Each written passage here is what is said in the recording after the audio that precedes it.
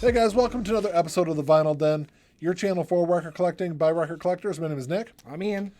And this week we're going to kind of stick with the album cover theme that we had last Sunday. And we're going to talk about whether or not album covers have ever influenced our purchases, I guess. That's how you want to put it, right? Yeah. If it's ever helped us buy an album, right? Or if you've bought an album solely based on an album cover. It's a good way to put it. Yeah. If you haven't done so yet, make sure you click on that link below and go check out our Facebook group. Mm-hmm. It's growing every day, and we kind of continue these kind of vinyl or music-centric conversations on the page. Yeah, right? A lot of good people posting some good stuff on there. Ian doesn't post a whole lot, and I like to harass him about it. But I like to respond, especially if I'm called out. But I'm not good at instigating conversations. So call out Ian. But also make sure you hit the subscribe button and hit the notification bell. So I think album artwork definitely has influenced me at times buying albums. I don't really know if it really works nowadays. I guess it has now that with vinyl, but there for a long time when it came to like MP3s or streaming music, doesn't really make any. It really difference, doesn't make a difference. When I was younger, I would say it heavily influenced a lot of my purchases. But as I got older, I started to realize that it wasn't so much what. It's kind of like judging a book by its cover. Yeah. It's always the content therein that is gonna be whether or not you're gonna like it or not. Yeah. So. One that really sticks out to me is an album that Ian and I were down in Tower Records in Ann Arbor. This is back in like late 90s, 1998 maybe. Okay. And the Tower Records in Ann Arbor down on U of M's campus they had a really big, not huge, but a pretty good selection of just like punk and local artists. And this is not a local artist, it's definitely more of a punk artist. But not only have I never heard of them before, I don't think I ever heard of them afterwards either. I was just kind of flipping through the CDs, and I came across this album cover, and I was like, man, that looks kind of cool. And then the band is, I believe they pronounce it Goaty Hook. This album it's Songs We Didn't Write. Of course, it's a vinyl show, and I'm showing you CDs. But it's a music show. It's a music show, but this is one that's not available on vinyl. Never will be.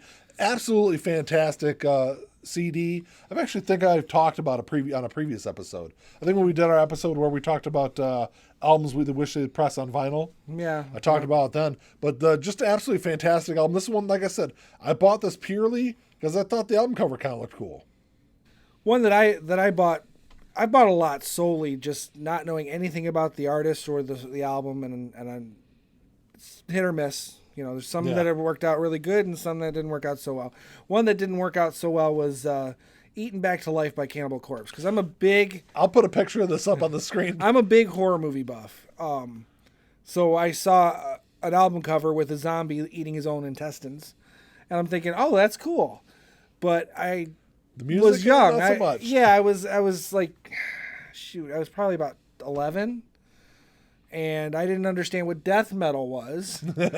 And that you found out. What death metal basically is a lot of like growl screaming. I mean, you can't really understand what they're saying. That's kind of what Cannibal Corpse is. Yes, it's like they're just basically growling. I'm not even sure if there's actual lyrics. I would assume there are lyrics there, but they're growled, so you can't really tell. And that was a case where I just didn't work out. But the album cover, the artwork is fantastic. Yeah. Especially if you like horror movies. Another album that I picked up, so I guess not necessarily solely because of the album artwork. I did hear one song off the album first, and that's and I'm glad I did pick it up because it really turned me on to this band, and I've been a huge fan of them ever since.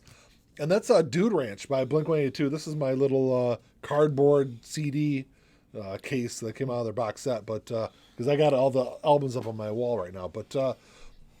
Just a great album, and it's pretty cool artwork. I'm sure you guys have all seen this before, but it's one that kind of caught my eye in the record store one day, or the music store one day. I think I got the CD from Best Buy back in the day when they had their like $5.99 CDs when they were like selling them all out. But right. I want to say I bought this right after it came out in '97. So like I said, it was one that kind of caught my eye, and I was like, hey, I know a song off that, and picked it up, and it's just a really great album.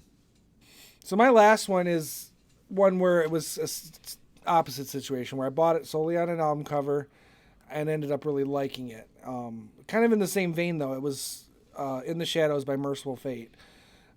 Kind of a horror themed cover, kind of spooky. It's really imagery. Cool. Yeah, really cool cover. I don't have props, so Ian didn't come with props. To be honest with you, I don't have copies of either. Obviously, I'm not going to have Cannibal Corpse again, but In the Shadows hasn't been repressed on vinyl yet. Yeah, I think we talked about it in a previous. Yeah, I think on our Halloween episode. I think either that, or I know there's a couple people on our Facebook group who like Merciful Fate. Gotcha. I was familiar with King Diamond, who's the lead singer of Merciful Fate, but I did not know that he was with Merciful Fate first. Gotcha. Because again, it was another situation where I was like maybe 12 or 13 at this point. Yeah. But I bought it solely on the album cover, and that's a really good album. If you like Merciful Fate, I'm sure you already know it. But if you don't know Merciful Fate and you only know King Diamond, you'll like In the Shadows. Well, that's all we got for this week, guys. Thanks for checking the show out.